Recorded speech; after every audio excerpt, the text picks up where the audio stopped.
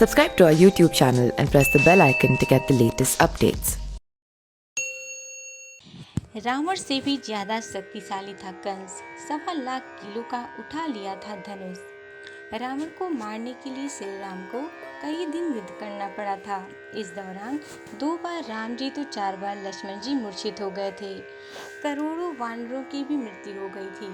हालांकि उन्हें इंद्र ने पुनः जीवन दान दे दिया था। तब जाकर कहीं अंत में रावण का वध हुआ था। इस पे हनुमान जी और वानरों में भी कई वीरों की सहायता से ही रावण की सेना का संहार हुआ था। भले ही बड़े बड़े राक्षस राम लखन ने मारे थे, लेकिन वानर वीरों ने भी कई राक्षस मारे थे। इन सब को देखते हुए अगर आपको लगता है कि कंस तो बड़ा कमजोर था, भगवान कृष्ण जब 11 साल के थे तभी उसे आसानी से मार दिया था, तो आप गलत हैं। तब पर भी श्री कृष्ण हो या महाभारत, सभी में कृष्ण लीला तो दिखाई है, लेकिन कंस का पराक्रम बहुत ही कम दिखाया गया है। श्री कृष्ण की राज पुरोहित गर्गाचार्य ने जो गर्ग संहिता लिखी है, उसमें उन्होंने कंस की बल का वर्णन किया है, जिसे जान आप भी कहेंगे कि वो रावण से ज्यादा बलशाली था। जाने उसका बल। वत्सासुर, पूतना, तृणाव्रत, अर्धासुर, बकासुर, पूतना का भाई अरिष्ठासुर, केशी, व्योमासुर, शक्टासुर, इन सभी असुरों को भगवान कृष्ण ने बचपन में ही मार दिया था। लेकिन आप जानकर चौंक जाएंगे कि इस सभी को कंस ने अपनी दिग्विजय यात्रा में परास्त कर अपना गुलाम बना लिया था। तभी प्राण दान दिया। इनको नहीं तो ये उसके हाथों भी मारे जाते। जरासंध का हाथी कुवल या पेड़, जिसमें 1000 हाथियों का बल था, जरासंध की दिग्विजय के समय उसके साथ था। मथुरा नगरी के पास जब उसने शिविर लगाया तो वो हाथी कंस की नगरी में घुस गया। कंस तब मल्ल युद्ध में व्यस्त था। तब कंस निहत्था ही उस हाथी से भिड़ गया और उसे उठाकर जरासंध के शिविर में फेंक दिया। हाथी भी मरा नहीं, लेकिन ये पराक्रम देख उसने अपनी 2 बेटियां कंस से ब्याह कर उससे संधि कर ली।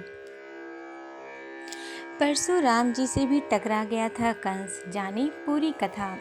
कंस ने अपने काका देवक की बेटी देवकी के विवाह के पूर्व ही दिग्विजय की यात्रा शुरू की थी, जिस दौरान उसने सभी उपलब्धियां हासिल की थीं। इसी दौरान वो महेंद्र पर्वत, वर्तमान उड़ीसा में पहुंचा और उस पर्वत पर परशुराम जी तपस्या कर रहे हैं। ये जान उसे महेंद्र पर्वत को वैसे ही उठा लिया जैसे रावण ने हिमालय उठा लिया था। तब परशुराम जी कुपित हो गए तो कंस ने उनकी परिक्रमा कर उन्हें प्रणाम कर उनकी स्तुति की और कहा, मैं क्षत्रिय नहीं हूँ। तब भी परशुराम का क्रोध शांत नहीं हुआ और उसे भगवान विष्णु का धनुष दिखाते हुए कहा कि ये 12,000 किलो का है। अगर तुमने उसे उठा लिया तो मैं तुम्हें माफ करके ये धनुष भी तुम्हें दे दूंगा। कंस ने सहसा उस धनुष को उठा लिया और उसकी प्रत्यंचा भी कर डाली तो परशुराम जी प्रसन्न हुए और उसे वो धनुष दे दिया। साथ ही ये भी कहा कि जो ये धनुष तोड़ेगा वो ही तुम्हारा अंत करने में सक्षम होगा। चाणूर और मुष्टिका कौन थे, कैसे बने कंस के सेवक, जाने। कंस मल्ला युद्ध का बड़ा शौकीन था। उसके बराबर मथुरा में कोई पहलवान भी नहीं था। एक दिन उसे पता चला कि पड़ोसी देश के राजा, जो कि 5 भाई थे, वो सभी मल्ल युद्ध में पारंगत थे। कंस उनके राज्य में गया और उन्हें ललकारा और कहा कि अगर तुम जीते तो तुम्हारा सेवक और मैं जीता तो तुम मेरे सेवक। तब कंस ने एक एक करके 5 भाइयों को मल्ल युद्ध में हरा दिया और उनमें से मुष्टिका और चाणूर को अपने साथ मथुरा ले आया, जिनसे बाद में उसने श्री कृष्ण बलराम को मरवाना चाहता था। लेकिन कृष्ण बलराम जब मथुरा आए तो उन्होंने विष्णु धनुष भी तोड़ा, जरासंध के उस हाथी को भी मारा और अंत में इन 2 पहलवानों के बाद कंस को भी जैसे तैराक पानी में ही डुबोता है, वैसे कंस को भी उसके पसंदीदा मल्ल युद्ध में ही परास्त कर कृष्ण ने उसका संहार किया।